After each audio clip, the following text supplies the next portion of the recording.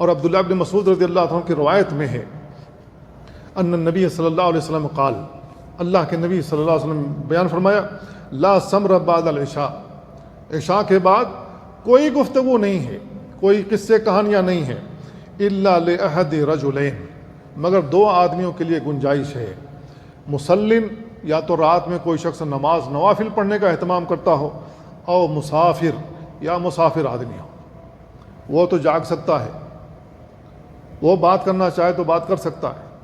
اللہ کے نبی صلی اللہ علیہ وسلم نے بیان فرمایا کہ عشاء کی نماز کے بعد کوئی گفتگو نہیں۔ اللہ کے نبی صلی اللہ علیہ وسلم کے اس طریقے پر اگر ہم عمل کر لیں تو ہماری بہت ساری پریشانیاں، بہت ساری بیماریاں یوں ہی ختم ہو جائیں گی۔ اور عشاء کے بعد اگر ہم سوتے ہیں تو ایسی صورت میں رات میں جو اگر ہماری نیند بھی کھلتی ہے تو ہم تہجد کے لیے بھی بیدار ہو سکتے ہیں، فجر کے لیے بھی بیدار ہو سکتے ہیں۔ کتنی بڑی بات ہے، اللہ رب العالمین توفیق دے دے گا اپنے سامنے کھڑے ہونے کی، اور اس توفیق سے بے شمار لوگ محروم ہیں۔ تو وہ خوش نصیب انسان ہے جس کو اللہ رب العالمین توفیق دے نماز پڑھنے کی، رات کی تنہائی میں جب لوگ سو رہے ہوں۔